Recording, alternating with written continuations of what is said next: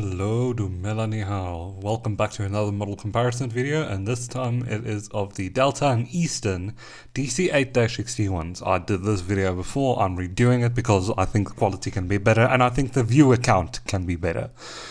But without further ado, we're going to take a look at the boxes first. Now, first of all, I do want to point out that the box sizes are different because during the course of these models' creations, they started switching things up with the boxes. In the past, they needed to use these bigger boxes to house the DC-8. So here we have, it's a limited edition model. It's a collaboration with Skyjet 400. It's the Delta DC-8-61, Delta logo, Douglas titles, etc., etc. Details on the back here, we got the DC-8-61 from Delta Airlines, construction line number. The registration is November 1306 Lima, and the engines are 4 Pratt & Whitney JT3D-3B engines, and the plane was rolled out and delivered in 1969. Interesting year. It's a 2002 model, which means by the time this model was released, it wasn't flying anymore, as Delta retired all their DC-8s in 1989.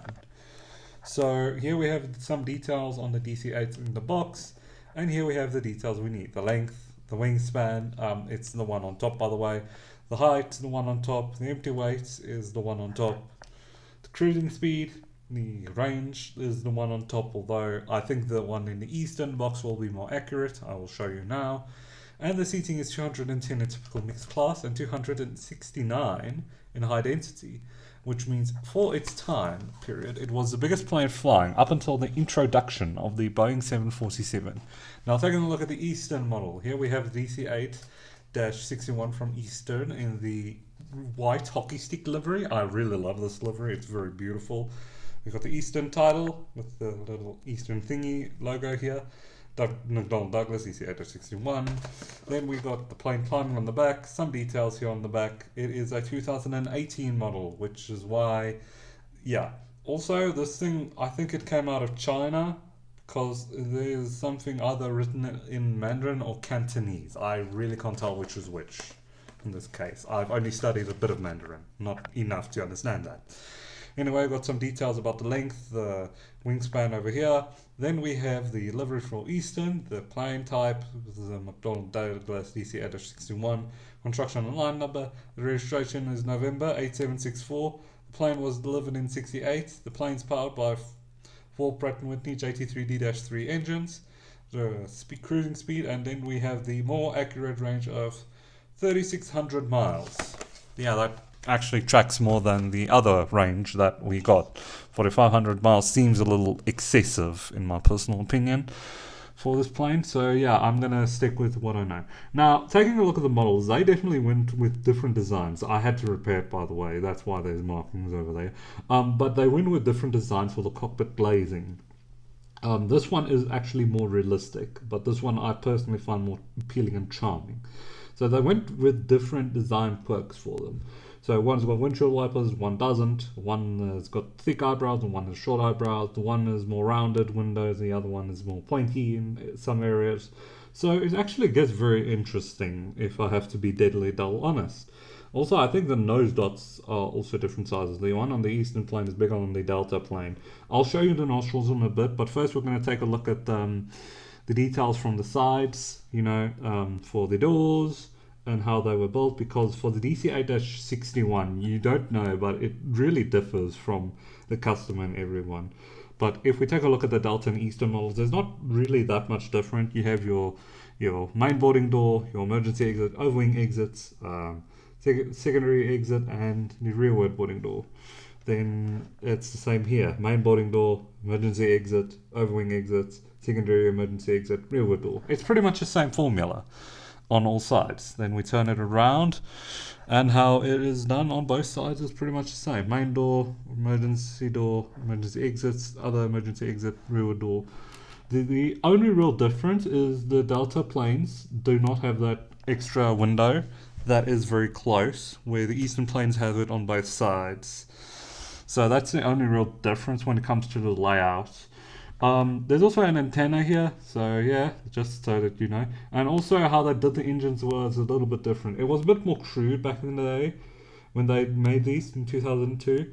So this looks a little more crude. However, this also has the Delta livery, so I don't think it's going to be fair to compare this to this. I'm going to likely use this model. I have a lot of DC-8-61, so I'm likely going to compare it with other models of engine, but the wings are also different. This one uses like actual silver blending, while this one is just an actual shiny silver. The tails are also different. This one's got a white tail, which is not uncommon for the DC-8. This one's got a this other tail. And then we go underneath. We're going to start with the eastern plane. So both actually have painted on silver bellies. That is not much of a difference. Just the east, it's mainly because of how the model was made. Was a 2018 model. So basically we have our landing gear details instead here. We have our landing gear details. We even have our nostril details and more sentry details here and there. Then we have our forward cargo doors and our aft cargo doors, which are a little bit harder to see now. We don't have landing gear doors. We do have our Gemini Jets logo, albeit small and stand hole, as well as a fuel tank outline underneath the wing. The gear on this model does roll, and this version didn't have APU. Then we go to the Delta plane. No landing gear doors. You can actually see the nostrils if you look hard enough. Just try and not get it too much into the light. You can see it here, but some models are a bit more pronounced than others. You might have seen in my other videos.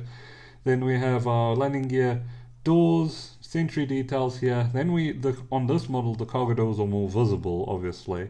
The Gemini Jets logo is a bit bigger here, stand hole, no fuel tank outline. So that's pretty much as much as I can say about the model. So which airline flew this plane better? Well, considering that Delta flew this plane from the late 1960s to the late 1980s, I think they did it better. Because if you know anything about Eastern, they only flew this from I think the late 1960s, maybe 1965, even if I'm not mistaken, to 1972. They didn't fly them for too long compared to Delta or United. United even flew them for longer, actually the longest in the airline, the legacy carriers, as they flew them up until 1991. So yeah, that's going to be a video in itself, trust me. But yeah, I hope you guys like this comparison. It's a very long one, because there's just a lot to talk about when it comes to the Douglas DC-8-61. Also, this is, I guess, it's kind of sad to see this plane still leaving. I recently heard the Samaritan's Purse plane also retired, so that bites a bit. Also, I'm trying to hit 700 subs by my birthday next year, so if you guys can get me there soon, that would be nice. Please like, subscribe, leave a comment, and share. Have a nice day. Enjoy your Sunday. God bless. Peace.